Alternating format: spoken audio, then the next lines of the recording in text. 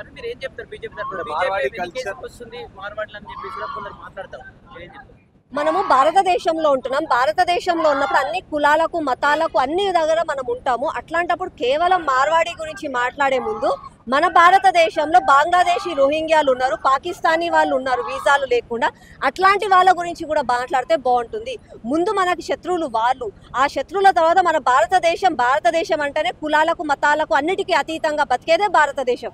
అట్లాంటి భారతదేశంలో ఈరోజు కేవలం మార్వాడీల గురించి మాట్లాడడం అన్నది తప్పు. అంటే రోహింగ్యాలు వాళ్ళందరూ ఉన్నారు కదా, సో వాళ్ళందరినీ పంపించే బాధ్యత కేంద్ర ప్రభుత్వం కాదా? ఏం చేస్తారు? కేంద్ర సహాయక మంత్రి బండి సంజయ్ కూడా ఉన్నారు. సో మీరు తీపియొచ్చు కదా, మార్వాడీల గురించి ఎందుకు అంత సపోర్ట్ చేస్తారు అని చెప్పి వీళ్ళు చెప్తాను. ఏమంటారు?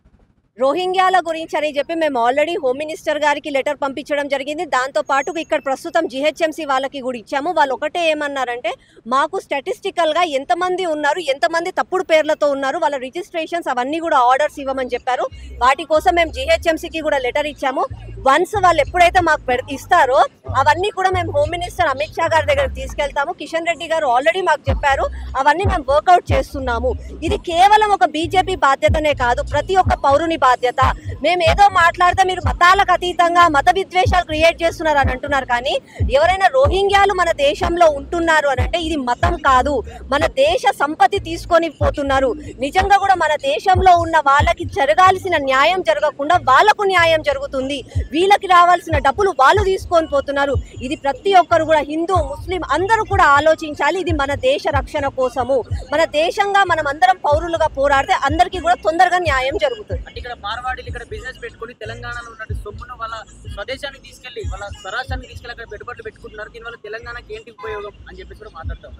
నేను ఒకటే అంటున్నానన్న, తెలంగాణ రాజ్యం తెలంగాణ రాష్ట్రం ఈ రోజు ఇట్లా ఉందంటే తెలంగాణ రాష్ట్రంలో కేవలం మార్వాడీలే కాదు, గుజరాతీలు ఉన్నారు, సింధీలు ఉన్నారు, సిక్కులు ఉన్నారు, ప్రతి ఒక్కరు ఉన్నారు.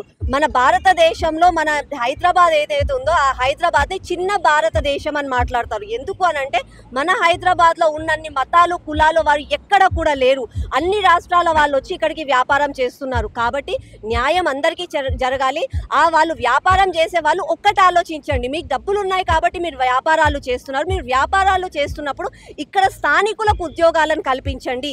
అందరం కూడా కలిసి మెలిసి బతకాలి అని అంటే విన్ విన్ సిచ్యువేషన్ ప్రతి ఒక్కరికి ఉండాలి. కాబట్టి దయచేసి ఇవి కూడా మంచిగా కన్సిడర్ చేసుకుంటే అందరం కూడా బాగుంటాం. అంటే డిజిటల్ పేమెంట్ నరేంద్ర మోదీ గారు డిజిటల్ ఇండియా డిజిటల్ పేమెంట్ చేయాలని చెప్తారు. కానీ మార్వాడి రాజస్థానీ షాప్లలో ఎక్కడ చూసిన వాళ్ళు చాలా వరకు ఆన్లైన్ పేమెంట్స్ యాక్సెప్ట్ చేయరు, క్యాష్ పేమెంట్ చేస్తారు. దీనివల్ల మన రాష్ట్రానికే కాదు దేశానికి కూడా సంపద అనేది డొల్లా అయిపోతుంది అని చెప్పి కూడా ప్రధానంగా మెయిన్గా ఎగ్జాంపుల్ గూగుల్ చాట్ అని చెప్పేసి కూడా చెప్తారు. అక్కడ ఎక్కడ కూడా ఆన్లైన్ పేమెంట్స్ ఉండవు. రియల్గా అన్న మీరు ఒకవేళ అట్లాంటిది ఏదన్నా ఉంటే మీరు దాన్ని తెరలో పైకి తీసుకురండి. మీరు కూడా భారతీయ పౌరులే కదా, మీరు కూడా పోయి ప్రశ్నించండి.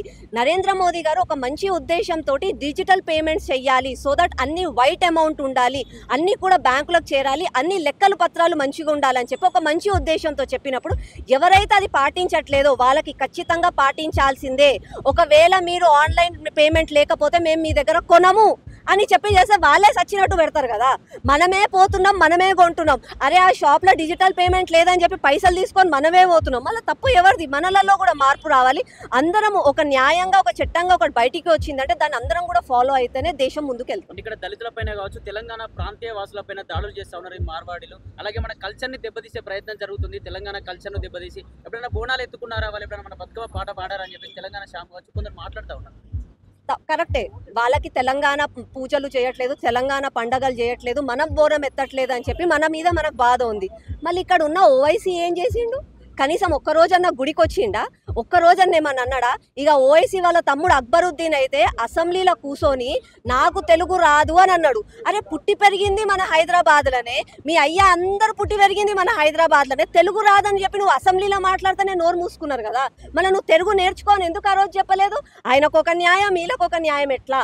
ప్రతి ఒక్కరం కలిసిమెలిసి ఉండాలి అంటే ప్రతి ఒక్కరం జాగృతం కావాలి, ప్రతి ఒక్కరం ఒకటే అని చెప్పి ఏ రోజైతే వస్తుందో ఆ రోజే మంచిగా ఉంటుంది.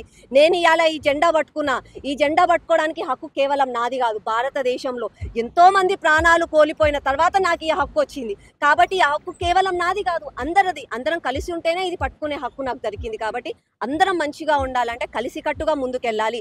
ఈ మార్వాడి ఇవన్నీ కాదు, ముందు మనకి జరుగుతున్న అన్యాయం ఏంది అది ముందు పాటించాలి. మార్వాడీలు గుజరాతీ సంబంధించిన చేసిన వ్యక్తులు అలాగే రాజస్థాన్ వాళ్ళు బీజేపీకి సపోర్ట్ చేస్తారు, బీజేపీకి ఓట్లు వేస్తారు కాబట్టి బీజేపీ వాళ్ళకి వెనకేసుకొస్తుంది, మన పైన దాడులు చేసినా కూడా బీజేపీ వాళ్ళకే సపోర్ట్ చేస్తుందని చెప్పేసి కొందరు మాట్లాడుతారు. కొంతమంది మాట్లాడే వాళ్ళకి నేను ఒకటే చెప్తున్నా, తప్పు జరుగుతుంది, దాన్ని మీరు ముందుకు తీసుకురండి, పోలీస్ కంప్లైంట్లు ఇవ్వండి.